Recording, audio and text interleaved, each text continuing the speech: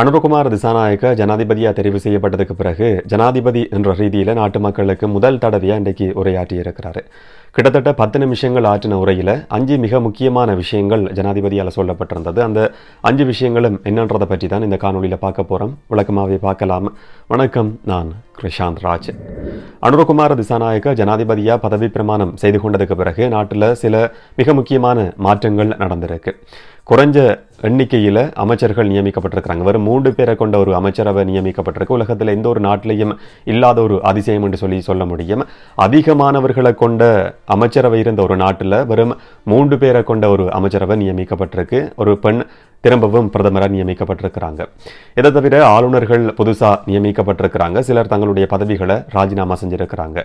அரசு அதிகாரிகள் அமைச்சர்களுடைய செயலாளர்கள் பயன்படுத்தின அதிசொகுசு வாகனங்கள் அவங்களாவே முன்வந்து அந்த வாகனங்களை ஒப்படைச்சிருக்கிறாங்க. இந்த மாதிரியான மிக முக்கியமான மாற்றங்கள் இந்த ஒரு சில நாட்களுக்குள்ள மட்டும் நடந்திருக்கு. இதை தவிர வேற எந்த மாற்றங்களும் இதுவரைக்கும் நடக்கல என்று சொன்ன இப்பதான் 3வது நாள். தேர்தல் விஞ்ஞாபனத்தில் கொள்கையில் ஏராளமான வாக்குறுதிகள் கொடுக்கப்பட்டிருந்தது. அதை எதிர்வரும் நாட்களில் அவங்க நிறைவேற்றுவாங்கன்னு சொல்லி எதிர்பார்க்க முடியும். ஆனால் ஃபேஸ்புக் பதிவுகளை பார்க்குற நேரத்தில் ஃபேஸ்புக்கில் சில செய்திகள், போலியான செய்திகள் இப்போ உலாவிக் கொண்டிருக்கு. அதிகமானவங்க அந்த செய்திகளை ஷேர் பண்ணுறதையும் பார்க்க முடியுது. குறிப்பாக ஜனாதிபதி அனுரகுமார் திசாநாயக்கவால் புது சட்டம் இயற்றப்பட்டிருக்கின்ற மாதிரியான செய்திகளை பார்க்க முடிஞ்சது. ஜனாதிபதியால் தனிநபராக சில சட்டங்களை இயற்றவே முடியாது. ஒரு சட்டமூலம் தயாரிக்கப்பட்டு பாராளுமன்றத்துக்கு கொண்டு போகப்பட்டு அது ஒரு வாக்கெடுப்பு மூலமாக நிறைவேற்றப்பட வேண்டியிருக்கும். அதுக்கு பிறகு வர்த்தமானியில் அறிவிக்கப்படும். இதுதான் சாதாரணமான ஒரு நடைமுறை. ஜனாதிபதி பதவி பிரமாணம் செய்து கொண்டிருக்கிறார்ன்றதுக்காக பொது சட்டங்களை அறிமுகப்படுத்த முடியாது. இதை தவிர சிலர் நாட்டில இருந்து வெளியேறதுக்கு ஜனாதிபதியால் தடை விதிக்கப்பட்டிருக்கின்ற மாதிரியான பதிவுகளையும் பார்க்க முடிஞ்சது. அந்த மாதிரியான எந்த ஒரு சம்பவமும் இதுவரைக்கும் நடக்கவும் இல்லை. அந்த மாதிரி நடக்கவும் முடியாது. இப்போ ஜனாதிபதி ஒரு பேர் லிஸ்ட்டை கொடுத்து ஏர்போர்ட்டில் இவங்களையெல்லாம் நிப்பாட்டுங்கன்னு சொல்ல முடியாது. ஒரு நீதிமன்ற உத்தரவு இருந்தால் நிப்பாட்ட முடியும். இல்லாட்டி போலீஸ் வேண்டுகோள் விடுக்கிற சந்தர்ப்பத்தில் சந்தேகத்தின் அடிப்படையில் சில நபர்கள் தடுத்து நிறுத்தப்படலாம், கைது செய்யப்படலாம். இதை தவிர வேற எந்த நடவடிக்கையும் இதுவரைக்கும் எடுக்கப்படல. ஃபேஸ்புக் இந்த மாதிரியான ஃபேஸ்புக் பதிவுகளை மற்றவர்களோட ஷேர் பண்ற சந்தர்ப்பத்தில் அதை இன்னும் ஒரு தடவை உறுதிப்படுத்தி கொண்டதுக்கு பிறகு உங்களுடைய நண்பர்களோட உறவினர்களோட நீங்க ஷேர் பண்ணிக்கொள்ளுங்க. ஜனாதிபதி நாட்டு மக்களுக்கு ஆற்றின 10 நிமிஷ உரையில 5 மிக முக்கியமான விஷயங்கள் சொல்லப்பட்டிருந்தது. அனுரகுமார் திசாநாயக்க ஜனாதிபதியா தெரிவு செய்யப்பட்டிருக்கிறாரு. ஆனா இந்த வெற்றியில மற்ற நபர்களையும் பங்குதாரர்களாக இணைச்சு கொள்ள வேண்டியிருக்கு. பலருக்கு அனுரகுமார் திசாநாயக்க என்ற நபர் மேல நம்பிக்கை கிடையாது. அப்படி நம்பிக்கை இல்லாத நபர்கள் மத்தியிலையும் ஒரு நம்பிக்கையை கட்டியெழுப்புறதன் மூலமா இந்த வெற்றி அனைவருக்கும் உரிய ஒரு வெற்றியா மாற்றப்படணும். அதுதான் உண்மையான வெற்றியா இருக்க முடியும் என்ற விஷயத்தை அனுரகுமார் திசாநாயக்க ஜனாதிபதி சொல்லியிருக்கிறாரு. உள்நாட்டில் மட்டுமில்லாமல் சர்வதேசத்திலையும் சர்வதேச நாடுகளிலையும் ஒத்துழைப்போட நாங்கள் செயற்படுவோம், அவங்களுடைய ஆதரவையும் பெற்றுக்கொள்வோம், அதுக்கான முயற்சிகள் முன்னெடுக்கப்படுது என்ற விஷயம் சொல்லப்பட்டிருந்தது.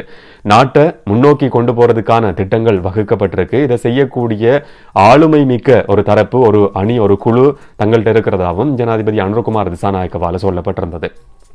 அடுத்த விஷயம் IMF சர்வதேச நாணய நிதியத்தோடு நடத்தப்படுற பேச்சுவார்த்தைகள் மிக விரைவிலேயே ஆரம்பிக்கப்படும். அந்த திட்டம் அப்படியே தொடர்ச்சியாக கொண்டு போகப்படும் என்ற விஷயம் திரும்பவும் சொல்லப்பட்டிருந்தது. இதை தவிர கடன் மறுசீரமைப்புக்கான திட்டங்கள், இலங்கைக்கு கடன் கொடுத்திருக்கக்கூடிய நபர்களோட தரப்புகளோட திரும்ப ஒரு கடன் மறுசீரமைப்புக்கான பேச்சுவார்த்தை விரைவில் ஆரம்பிக்கப்படும். அது சம்பந்தமான நடவடிக்கைகள் விரைவில் முடிவுக்கு கொண்டு வரப்படும் என்ற கருத்தும் ஜனாதிபதி அனுரகுமார் திசாநாயக்கவால் இன்றைக்கு சொல்லப்பட்டிருந்ததை பார்க்க முடிஞ்சது. அடுத்த விஷயம், மக்கள் ஒரு மாற்றத்துக்காக ஓட் பண்ணி இருக்கிறாங்க. இந்த தேர்தலில் செல்வாக்கு செலுத்தின மிக முக்கியமான காரணம் ஒரு மாற்றத்தை மக்கள் எதிர்பார்க்கிறாங்கன்றது, ஊழலற்ற ஆட்சியை மக்கள் எதிர்பார்க்கிறாங்கன்றது. மக்கள் விரும்புகிற மாற்றம்ன்றது ஒரு அரசியல் கலாசார மாற்றம். மோசமான அரசியல் கலாசாரம் இருக்கக்கூடாது என்றது அதை நிரூபிக்கிற மாதிரி, அந்த மாதிரி மோசமான ஒரு அரசியல் கலாசாரம் தேசிய மக்கள் சக்தியினுடைய ஆட்சியில இருக்காது என்றதை உறுதிப்படுத்துற மாதிரியான சில சம்பவங்கள் இப்பவே நடந்திருக்கு என்ற விஷயம் ஜனாதிபதி அனுரகுமார் திசாநாயக்கவால் இன்றைக்கு சொல்லப்பட்டிருந்தது. எல்லா மக்களையும் சேர்த்து ஒண்டா நாங்கள் பயணிப்போம். தமிழ், சிங்கள, முஸ்லிம் எந்த விதமான இன பாகுபாடும் கிடையாது. இலங்கைன்றது ஒரு இன பல்வகைத்தன்மை இருக்கக்கூடிய நாடு. அந்த பல்வகைத்தன்மையை எப்படி முன்னோக்கி கொண்டு போறது என்றதுக்கான திட்டங்கள் தயாரிக்கப்படும்.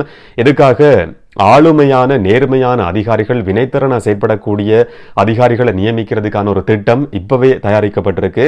அந்த அதிகாரிகள் விரைவிலேயே நியமிக்கப்படுவாங்க என்ற வாக்குறுதியும் ஜனாதிபதி அனுரகுமார் திசாநாயக்கவால இன்றைக்கு திரும்ப கொடுக்கப்பட்டிருந்ததை பார்க்க முடிஞ்சது. ஒரு விசேடமான குழு நியமிக்கப்பட இருக்கு என்ற மாதிரியான கருத்து தான் ஜனாதிபதி சொல்லி இருக்கிறாரு.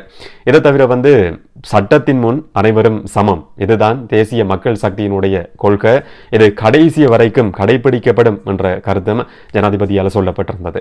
அரச சேவையை வினைத்திறனான சேவையா மாற்றதுக்கான திட்டம் தயாரிக்கப்பட்டிருக்கு, அது விரைவிலேயே ஆரம்பிக்கப்படும் என்ற கருத்தும் ஜனாதிபதியால் சொல்லப்பட்டிருந்தது. அடுத்த மூன்றாவது விஷயம் மக்களுடைய வாழ்க்கை சுமை அதிகரிச்சிருக்கு, வாழ்க்கை சுமையை குறைக்கிறதுக்கான திட்டங்கள் தயாரிக்கப்பட்டிருக்கு, இதை விரைவிலேயே நடைமுறைக்கு கொண்டு வரப்படும்.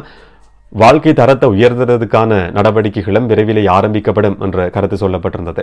இலங்கையினுடைய பாஸ்போர்ட் கடவுச்சீட்டை எடுத்து பார்க்கிற நேரத்தில் உலகத்தில் செல்வாக்கு மிக்க கடவுச்சீட்டு என்ற பட்டியலில் இலங்கையும் வரணும் என்றதை நான் விரும்புகிறேன், அதுக்கான திட்டங்கள் தயாரிக்கப்பட்டு நடைமுறைப்படுத்தப்படும் என்ற கருத்தும் ஜனாதிபதியால் சொல்லப்பட்டிருந்தது. உலக தரவரிசையில் பார்க்கிற நேரத்தில் கிட்டத்தட்ட 95வது 96வது இடத்துல இலங்கையினுடைய பாஸ்போர்ட் இருக்கு. பல நாடுகளுக்கு நாங்கள் விசா இல்லாம போகவே முடியாது.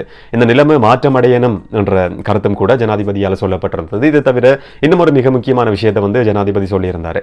நாங்கள் ஒரு வெளிநாட்டுக்கு போற சந்தர்ப்பத்தில் ஏர்போர்ட்ல இறங்குனதுமே அந்த நாடு இப்படித்தான் இருக்கும்னு சொல்லி ஒரு பிம்பம் எங்களுக்கு உருவாகும். உதாரணத்துக்கு நாங்கள் சிங்கப்பூருக்கு போகாம இருந்தால் அந்த ஏர்போர்ட்ல இறங்குனதுமே சிங்கப்பூர் இந்த அளவுக்கு பிரம்மாண்டமான ஒரு நாடா இருக்கும், வளர்ச்சி அடைஞ்ச நாடா இருக்கும் சொல்லி ஏர்போர்ட்லேயே பார்க்கக்கூடிய மாதிரி இருக்கும்.